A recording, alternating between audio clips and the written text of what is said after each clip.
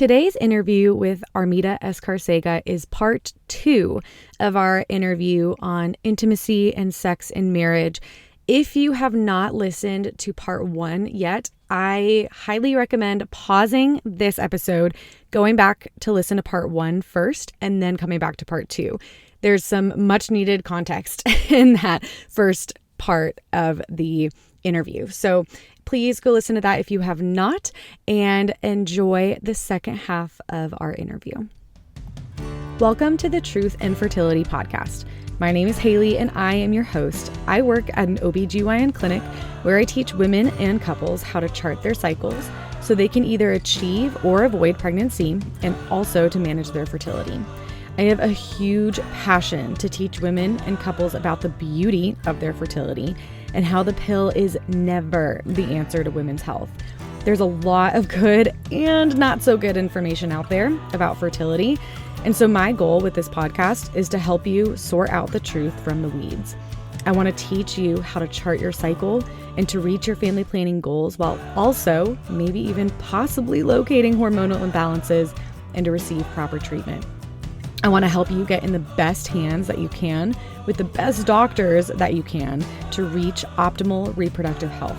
So if you're ready to get on this journey with me to learn more about your reproductive system, how it was created and how it should be working, and the best medicine in order to make it work if it's not, then you are in the right place. So you became an instructor. So I became an instructor. What happened from there? Well, I did not instruct. It was just for me. But about 6 months later, and having made love only about 3 times during those 6 months. Okay. And this is after you heard that talk. This is after I heard that talk. Sorry, I keep interrupting you, but in those 6 months, was there conversation about that? Or was it just kind of like you heard this, you felt heard, but then nothing really happened from there? Oh, that's a good question. I think we did have some conversations. So I would come home and I would tell him, this is what it is. My husband at the time was more interested in, do you know the method? Got it. And so because he knew I had voiced it very well. I wanted to wait. Mm-hmm. I had a 6-month-old, cradling in my arms. I wanted to wait. So he knew that. He finally got that, and like the good man he is, he says, of course, this is what you need. We will wait. And so he wanted to know whether I understood the method. I did not. I was always so, oh my gosh, I was so concerned. Yeah. Is this the type of mucus that they told me? So would you say there was an over amount of abstinence because of your misunderstanding of it? I always tell my clients, don't worry about it. If you're nervous about using it, you will never be like me. Yeah. Because I will not let you. Yeah. I will not let you.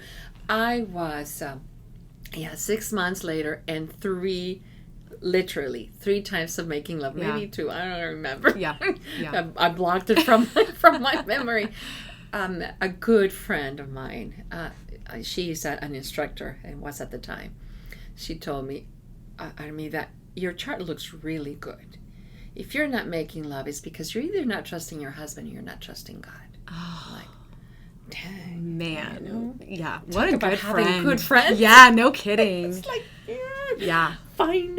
Yeah. Fine. So, and I knew it. I could see that the signs of fertility. I could see the signs of infertility, and after that, I realized that I did have to trust God. That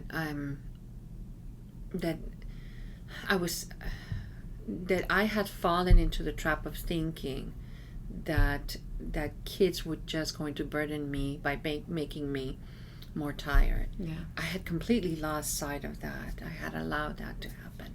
I know it doesn't happen with everybody, but then again, people invite me to talk because they want to know what not to do. Yeah. So there you have it.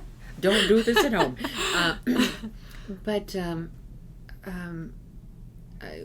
I decided to come home and tell John, we're going to use it. We're going to trust it and we're going to use it. I don't know if it might be too much information. My husband has heard me share this, so I hope he doesn't mind that I share it in the air. If you go home and want me to take it out, I can absolutely do that. But I remember the first time that I told him, I said, you know what? Yeah, we can use it.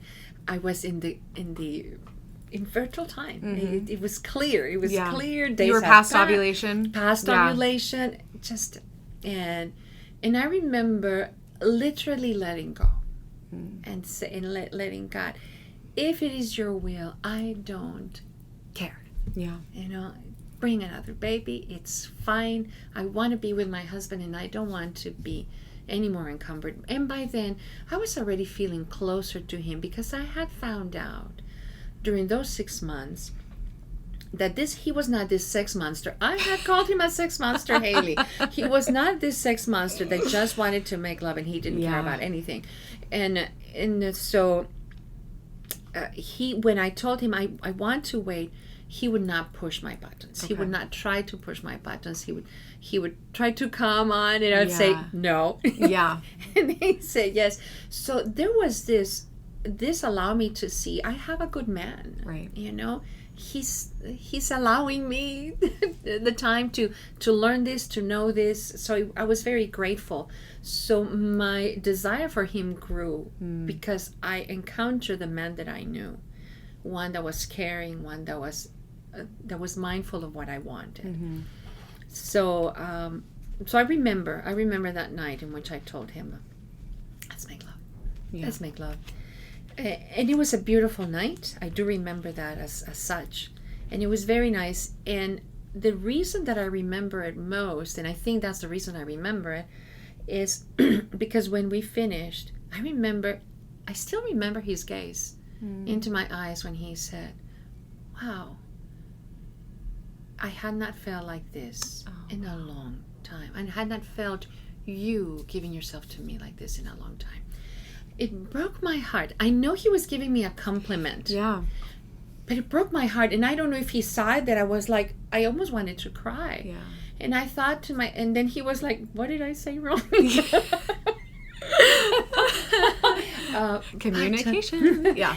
But I remember thinking there was this flood of feelings of all the times I had faked it. Yeah. Of all the times I had allowed him to, I had allowed us to make love just to get rid of him. Yeah. You know, of all the times, just to get it over with. Oh my gosh, yes. Yeah. You know, and so I wasn't thinking of the times I had pushed him away. I was thinking of the times in the past few years in which I had made love just because he wanted. Yeah. And like you say, just to get it over with. Yeah. And I was convicted. Yeah. I was convicted. After he said that to you? After he said that to me.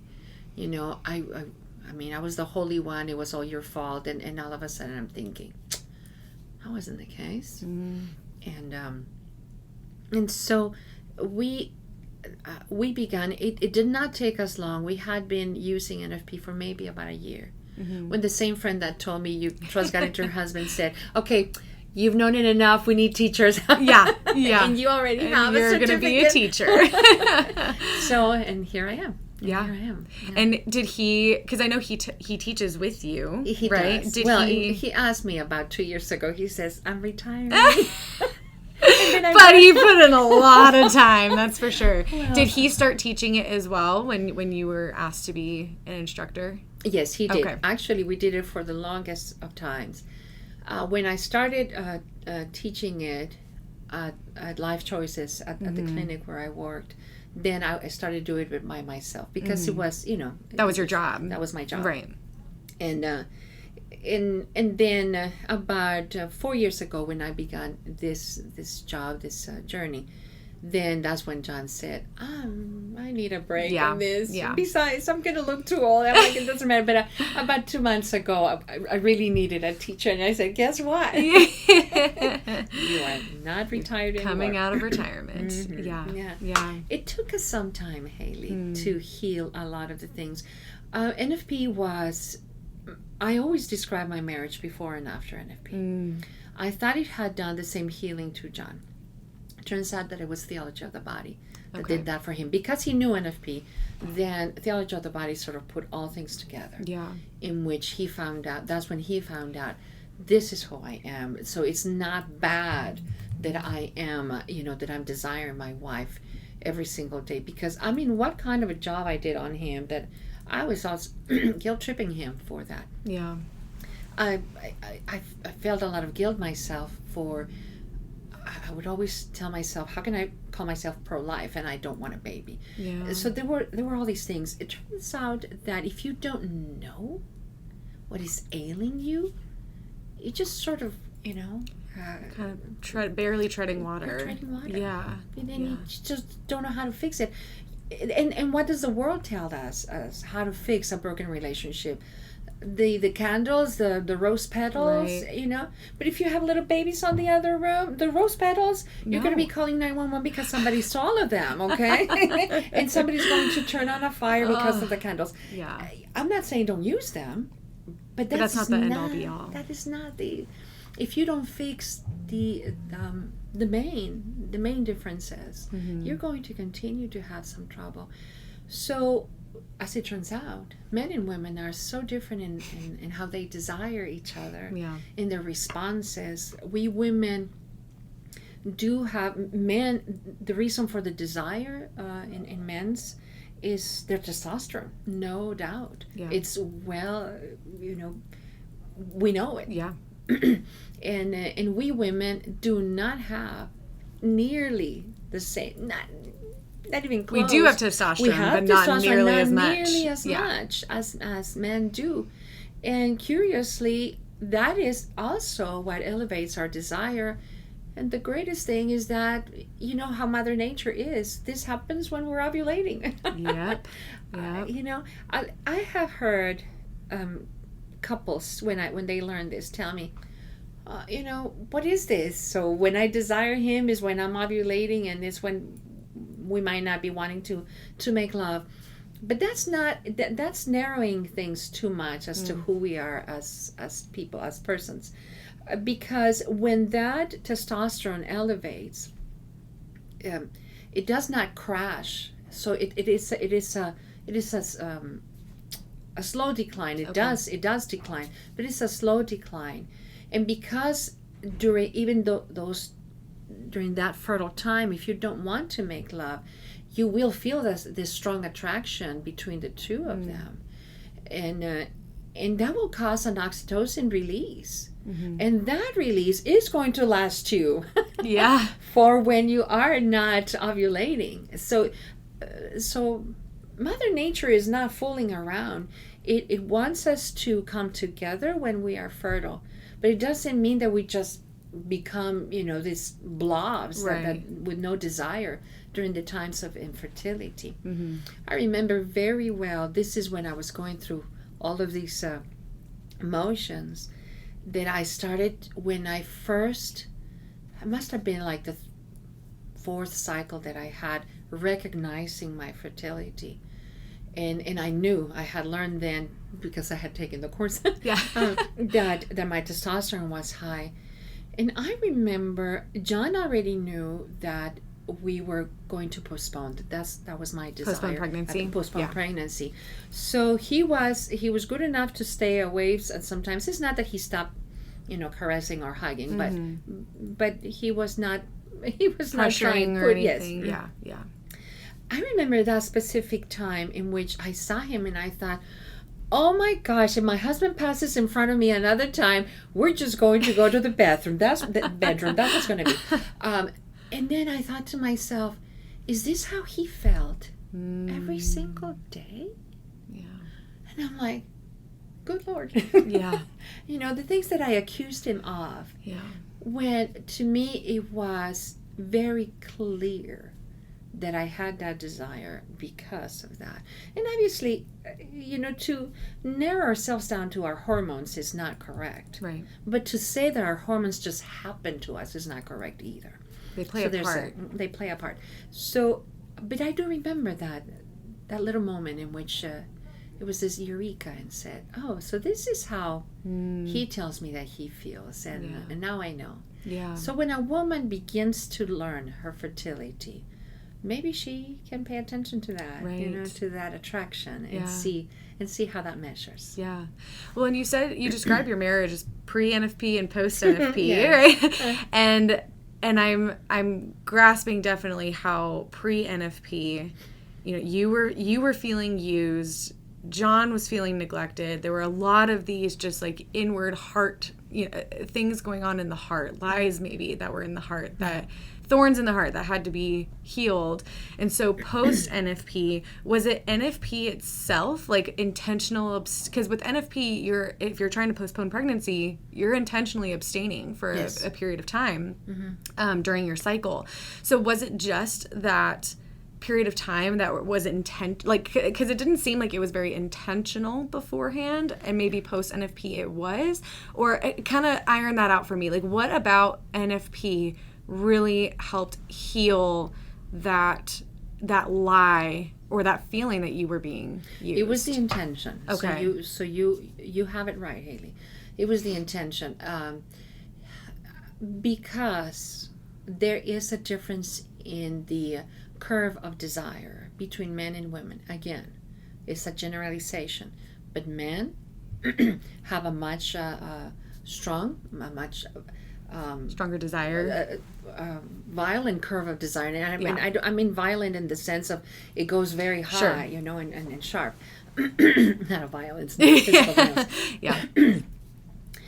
So there is that difference. So that is, well researched, that we are different. What is the strength between men and women, and a specific men and women? That's another story. But the fact that men generally have a stronger sexual desire, and that our curve of desire is much lower, Right. That's a known fact. So so the abstinence, excuse me, when a couple, especially when a couple wants to space a pregnancy, but not necessarily, and I can tell you a little bit about that after, but when a couple wants to space a pregnancy, the lower desire in the woman is going to allow her, easily to space those children. Yeah. Because she's paying attention to the children, to the needs of the family, etc. So she's focusing her attention on the day-to-day needs. For the man, because he's focusing his attention, as long as what he's focusing his attention on to take care of the family, be it work, whatever it is, and as long as those are met, he has no problem focusing his attention on. They say that we women multitask. I think it's the other way around. Yeah. So he has no problem having those needs. So because of this difference in our desire, if a couple wants to avoid a pregnancy, then unless you know what you're doing, one of those desires is going to be prevalent. Either we never make love and I win as the woman, or we make love as often as you want as the man. But in a good, healthy relationship, a man is not going to rape his wife. Right. So what does he do? He steps back. Yeah. But it doesn't mean that he does not try. Right. So this is what we women call pushing my buttons. I hate that term.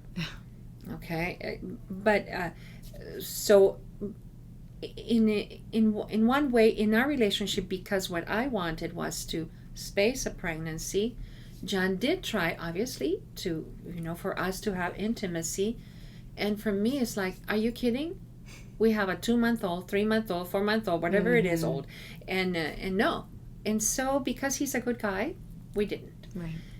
So then there's this imbalance in who leads, and we think that we always think that it should be both of them, but we just don't know how. Enter NFP, and just like you say, there's this period in which you must abstain if you're trying to avoid a pregnancy, and it's very well defined. Your listeners already know that it is about 100 hours of fertility. That translates into about 4 or 5 days. Each cycle, yes.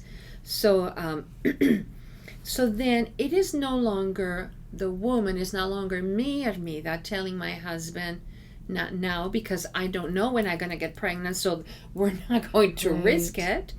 Or it's not John saying, you can't be ovulating, all the time. Yeah. So let's at least try it right now. Mm-hmm. And I remember when we did that, because I finally gave in, it's not that I did not enjoy making love to my husband. Heck, I'm not made of stone. It was a night, it was good. It was good. But then as soon as that was done, it was 2 weeks of, oh my gosh, is my period coming, Yeah. So we just did not know what we were doing. So enters NFP, enters that phase of fertility that I know clearly, this is where I am fertile. Then we avoid that phase. And then on the phase prior to that and after that, I know I'm infertile. Yeah. And then I am not leading the decision. Now it's my body. My husband knows it's my body, and it's not me, doing it. It's not, during my fertility, it's not me telling him I don't want you. Yeah. It's just that we made a decision, and this is the beautiful thing, because now the couple is making the decision. We made a decision not to have a baby. Yeah. This cycle, not this year. Right. This cycle. Right. Okay, so let's, so then he doesn't feel pushed away, because he sees the fertility, and he already has agreed, yeah, let's wait. So there's an intentional reason. There you go. So now abstinence is not abstinence for the sake of abstinence, or because I'm pushing him to do it. Mm-hmm. Because a woman can say no to her husband 1 time, no, 3 times, no, 10 times, no, 15, 20 times, no. It's like, okay, I'm starting. That's starting to be a problem. Right. So now we both can see where the abstinence needs to be if we have prayed that this is where it needs to be. And so it becomes very intentional. And neither one of us feels like the other one is pushing the other one away or pushing the other one to do it. Right. And this takes some time, about maybe about a year and a half with us teaching. There was another time, I always learn all these things from my husband when he was teaching others, okay, and we sitting in the back.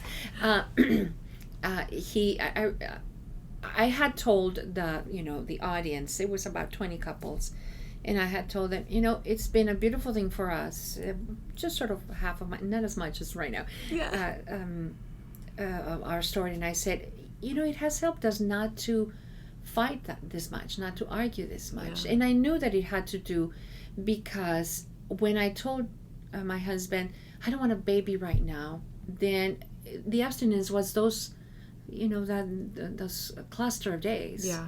So he knew there was a beginning and an end. It was not just my whim. Right. Okay. And he knew he had an expectation. Yes. Not in a bad way, but you guys were on the same page. We were on the same page. Yeah. And it's not that I couldn't say no when we were infertile. Sure. Obviously.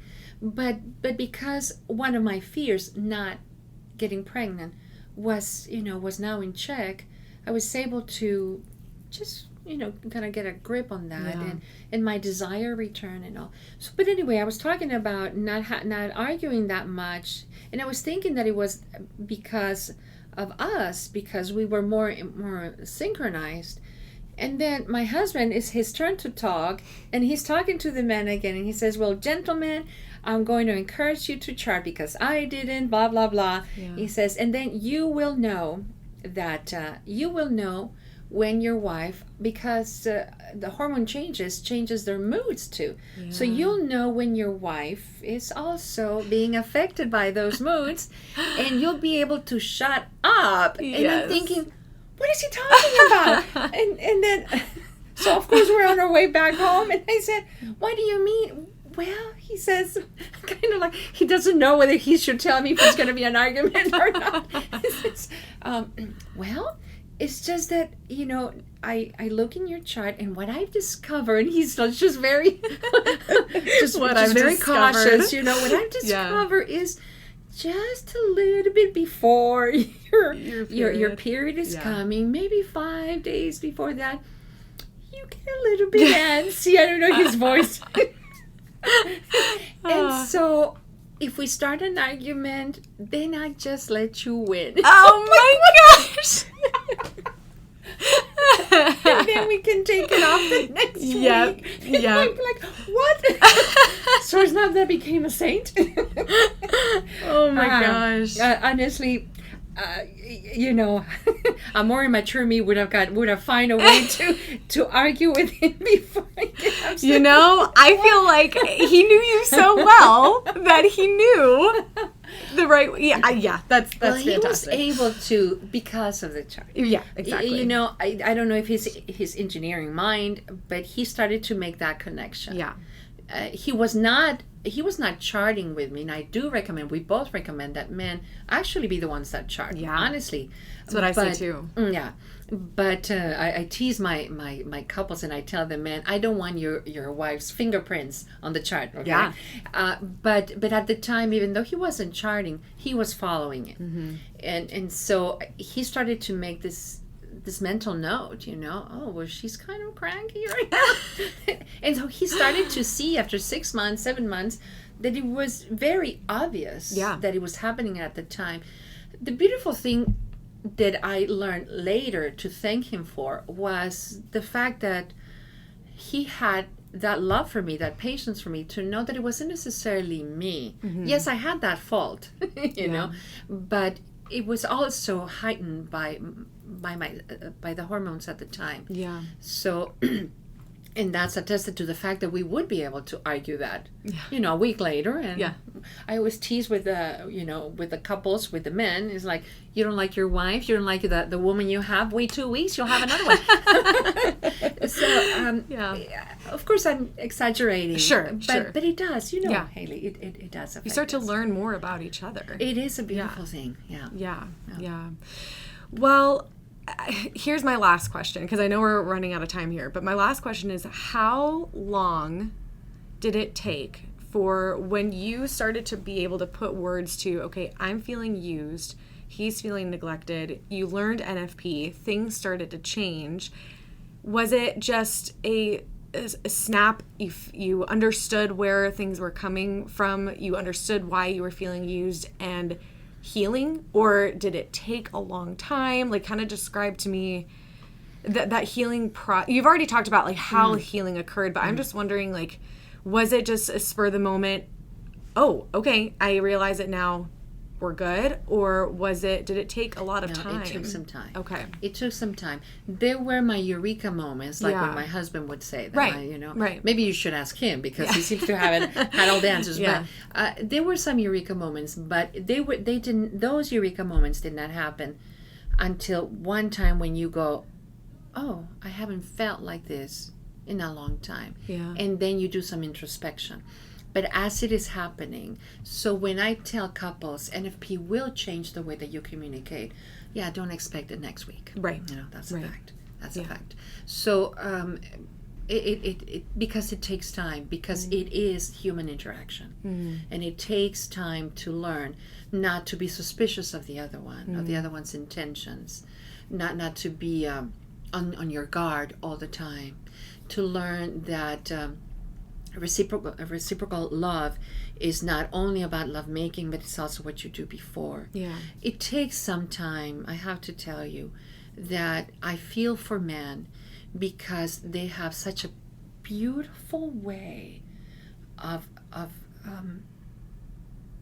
donating themselves to women. Yeah. But I think that society has stunted them. Pornography, and I'm not saying, we know now that about 80% of men have in some way, shape or form, done or used pornography. The other 20 have seen it, because it's everywhere. Now, whether it's a lot or little, that's not the case. But so it is so prevalent that I think it has given men, good men, men of good heart, of goodwill. Right. It has given you a complete different view of who we are, how we respond. Yeah. Those movies in which they're, the passion is just taking you over after you meet the stranger. How often do they happen, Haley? Yeah. Once in a blue moon? Yeah. Right. once in a blue moon, because for most women, you interview women, you do studies on women, you do all these questionnaires, and you find it over and over again. We don't like to be hurried. Yeah. Now, does this mean that we don't like sometimes?